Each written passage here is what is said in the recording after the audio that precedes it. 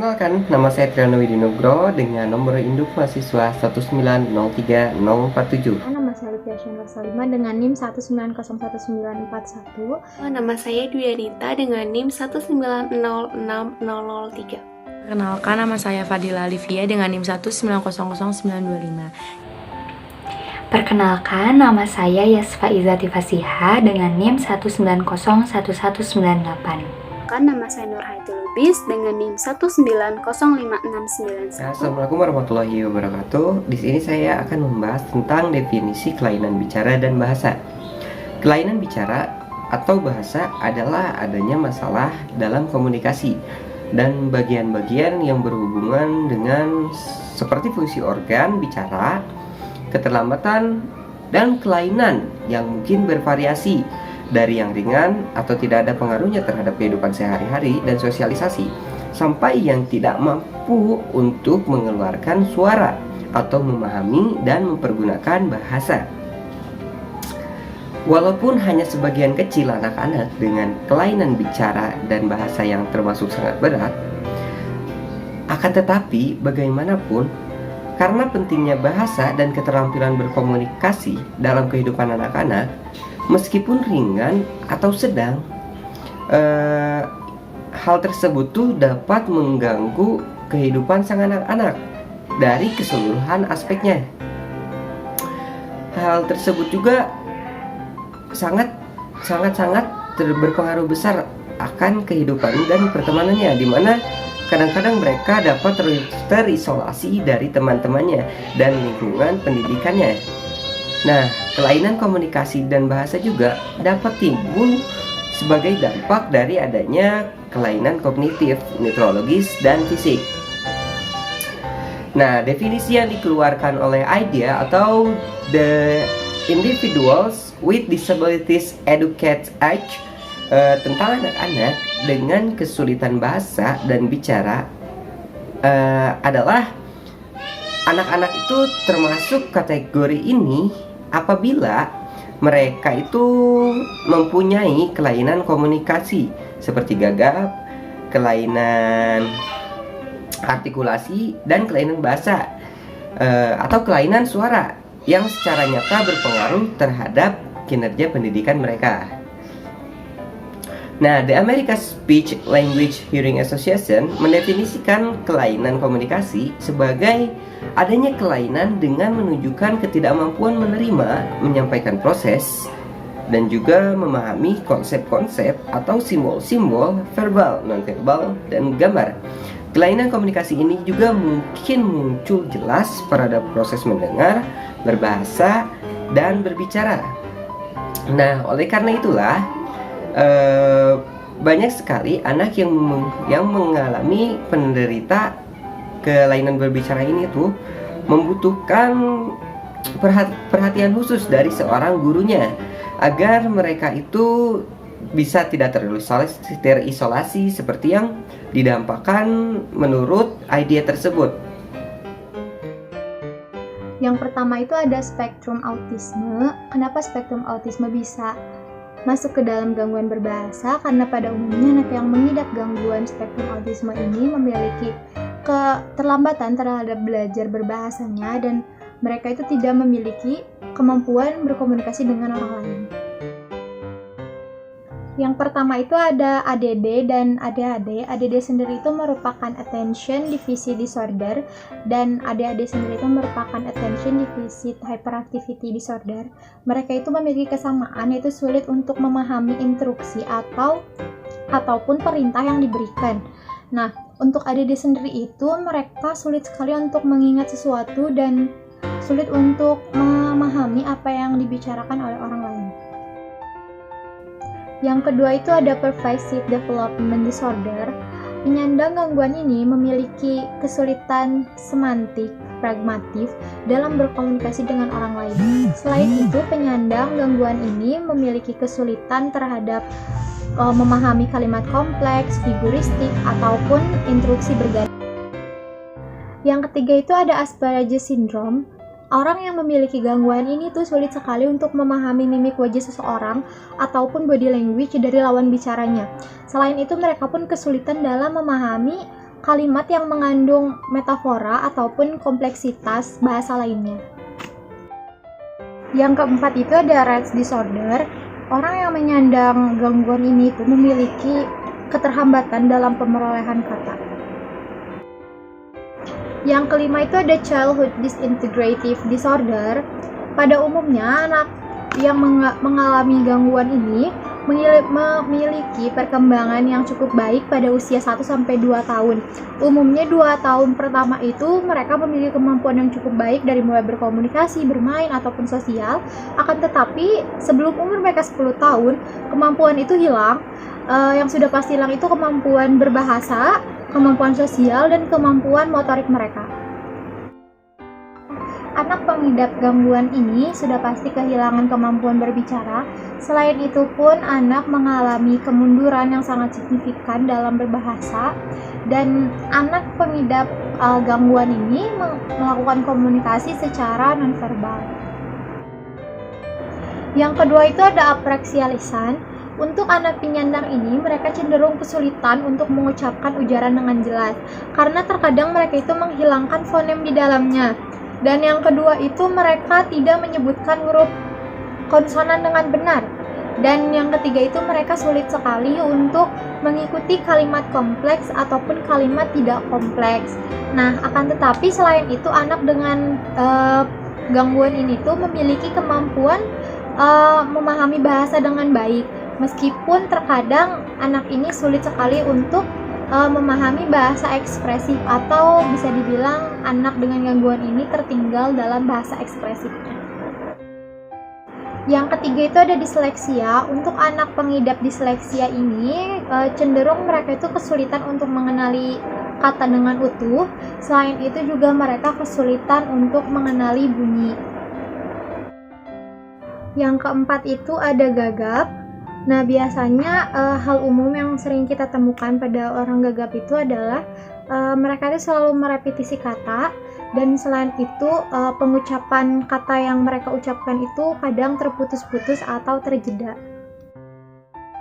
Dan yang terakhir itu ada kemampuan berbicara dan berbahasa khusus. Pada anak gangguan ini benar-benar pure dari gangguan perkembangan anak itu sendiri yang membuat anak itu menjadi lambat dalam berbicara. Selain itu, gangguan ini hanya mempengaruhi kemampuan ekspresif anak, tidak dengan kemampuan reseptif pada anak itu. Baik, di sini saya akan menjelaskan mengenai penyebab dan karakteristik dari gangguan bahasa itu sendiri. Bahasa sendiri digolongkan menjadi dua, yaitu bahasa reseptif ataupun kemampuan memahami, dan juga bahasa ekspresif, yaitu kemampuan memproduksi suatu bahasa. Nah, penyebab dari gangguan bahasa itu sendiri dikarenakan adanya ketidaknormalan saat lahir, kecelakaan prenatal, tumor, ataupun gangguan lainnya seperti gangguan pada sistem saraf atau otak, dan juga sistem bicaranya itu sendiri. Sebagai contoh, ketika seseorang mengalami kecelakaan dan mengalami luka di bagian otaknya, maka memberikan implikasi negatif terhadap kemampuan bahasanya.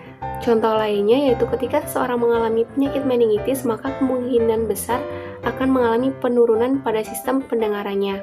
Nah, faktor terbesar dari penyebab gangguan bahasa itu sendiri diakibatkan karena adanya faktor gen ataupun keturunan.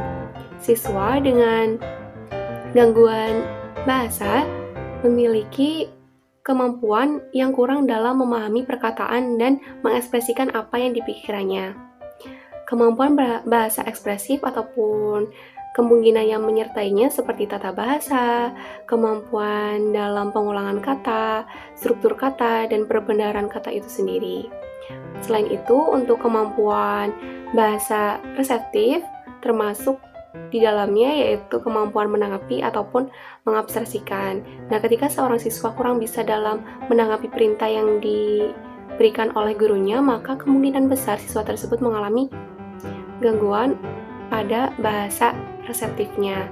Nah, ketika seseorang siswa mengalami kesulitan dalam berbicara ataupun tutur katanya kurang jelas, artikulasinya kurang jelas, dan memiliki perbendaharaan kata yang kurang, maka kemungkinan besar siswa tersebut mengalami gangguan pada sistem ataupun gangguan bahasa ekspresifnya. Nah, ketika di sekolah dasar, anak dengan gangguan bahasa ini sendiri cenderung banyak diam di kelas dan tidak mau untuk berbicara kepada temannya maupun kepada gurunya sendiri. Mereka lebih banyak menggunakan gestur ataupun bahasa tubuh ketika menyampaikan apa yang akan diucapkannya. Maka dari itu, guru cenderung untuk lebih bisa memahami apa yang akan disampaikan oleh siswa dengan gangguan bahasa ini sendiri. Nah, siswa dengan gangguan bahasa biasanya mengalami kekurangan dalam hal akademik maupun hal lainnya. Ketika anak memiliki gangguan dalam bahasanya, tentu mereka akan sedikit kesulitan untuk mengembangkan kemampuan mengolah verbalnya.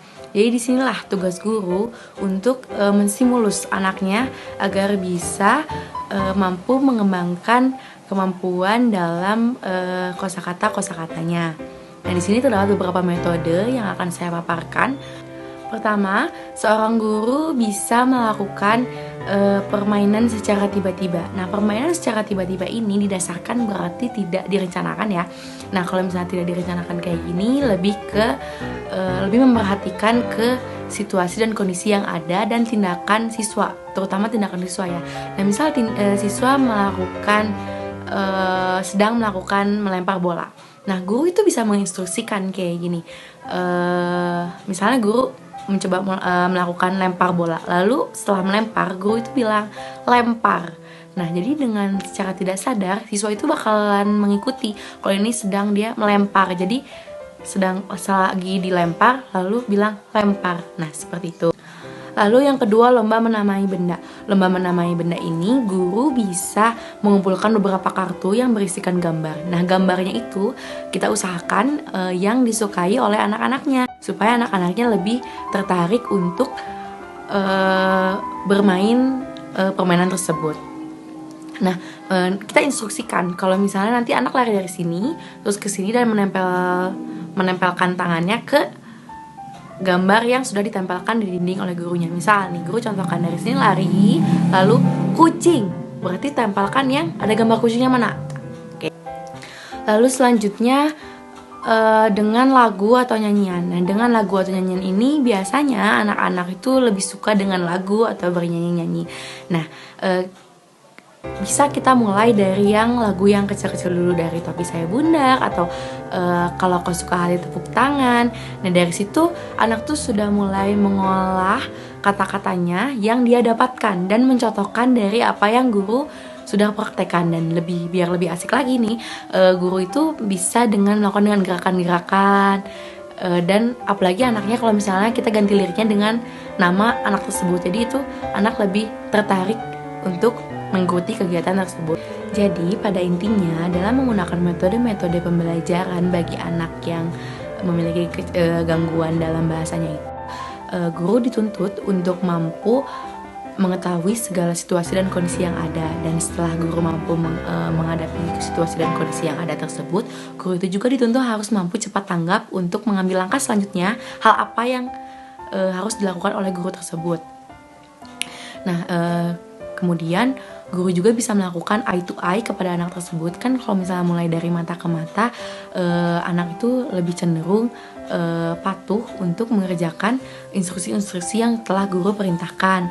Bisa juga dengan menggunakan, setelah kita memberikan instruksi, kita memberikan imbalan. Jadi kita memberikan apresiasi kepada anak tersebut supaya anaknya untuk menstimulus anaknya agar dia tambah semangat.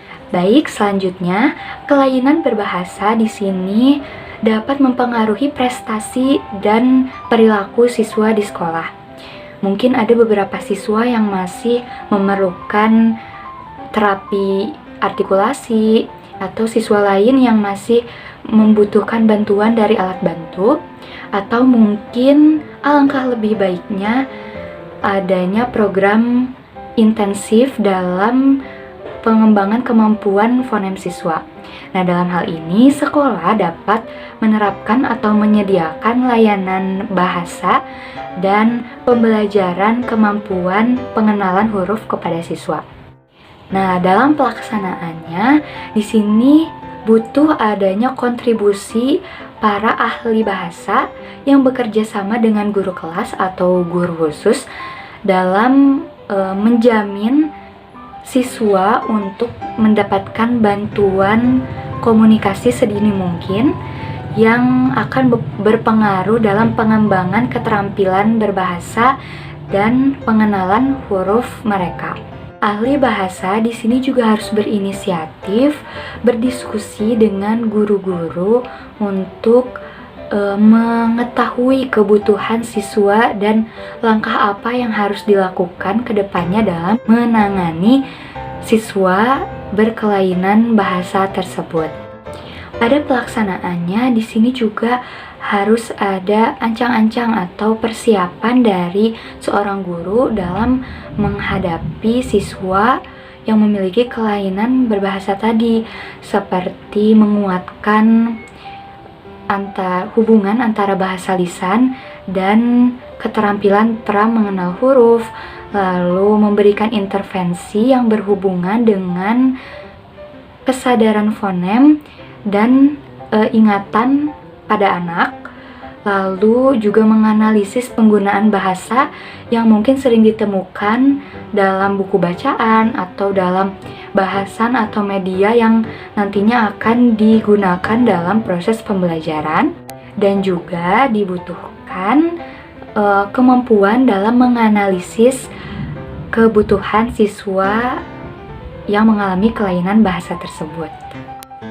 Selain itu, guru juga dapat menerapkan pembelajaran komunikasi dengan menggunakan teknologi, karena kebanyakan siswa dengan kelainan bahasa dapat terbantu dengan adanya penggunaan teknologi seperti penggunaan perangkat keras dan perangkat lunak komputer, penggunaan PDA atau personal digital assistant, dan penggunaan teknologi lainnya yang sekarang mudah sekali diakses di internet yang dapat membantu kemampuan berkomunikasi siswa secara aktif dan keterampilan mereka dalam belajar.